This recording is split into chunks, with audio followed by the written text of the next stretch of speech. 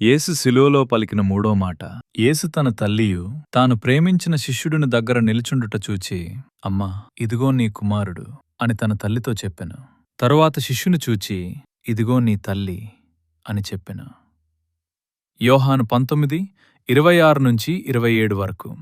ఇది బాధ్యతతో కూడిన మాట. తల్లి మీద తనకు బాధ్యత ఉంది గనుక ఆ బాధ్యతను ఇంకొకరికి అప్పగిస్తూ పలికిన మాట. మొదటి 2 మాటలు పలికిన తరువాత ఆయన తన తల్లి అయిన మరియను జ్ఞాపకము చేసుకున్నారు. మరియ గర్భమున పరిశుద్ధాత్మ వలన జన్మించినవాడు యేసుక్రీస్తు గనుక తన తల్లి యొక్క సంరక్షణ, మిగతా బాధ్యతలు అన్నీ కూడా తన వెంట వచ్చిన శిష్యునికి అప్పగించారు. తాను ప్రేమించిన శిష్యునికి అప్పగించారు. తన తల్లిని, ఆ శిష్యుని ఇద్దరిని పిలిచి, అమ్మా, ఇదిగో నీ కుమారుడు.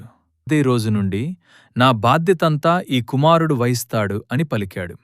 ఆ శిష్యునితో, ఇదిగో నీ తల్లి. నేనామెకు చేయవలసిన ప్రతి ఒక్క పని కూడా ఈ రోజు నుండి నీవు చేయాలని ప్రభువు చెప్పారు. నీ తల్లి తండ్రులను సన్మానింపుము అనే ఆజ్ఞను ఆయన శిలువలో నెరవేర్చారు. ఆయన ఎంతో బాధతో ఉన్నా, ఆ శిలువలో రక్తము కారిపోతున్నా, తాను తల్లి యొక్క బాధ్యత మరువకుండా తన శిష్యునికి అప్పగించారు. ప్రభువునందు ప్రియులారా, ఈ మాటను బట్టి చూస్తే ఆయన మంచి కుమారుడని మనం గ్రహించొచ్చు. ఆయనను పోలి మనం నడుచుకోవాలి. నీ తల్లిని తండ్రిని నీవు గౌరవిస్తున్నావా? గౌరవించకపోతే యేసును చూడు. శిలువలో ఉన్న యేసును చూడు. రక్తము చిందిస్తున్న యేసును చూడు. ఆయన ఆ విధంగా ఉండి కూడా తన తల్లిని మర్చిపోలేదు. మనము కూడా అదే విధంగా ఉండాలని ఆయన కోరుచున్నాడు. ఎఫెసీలకు 6:2-3 నీ తల్లిని తండ్రిని సన్మానింపుము, అప్పుడు నీకు మేలు కలుగును, నీవు భూమి మీద దీర్ఘాయుష్మంతుడవయుందువు. ప్రియులారా, మన తల్లిదండ్రులను గౌరవించడం దేవుని చిత్తము.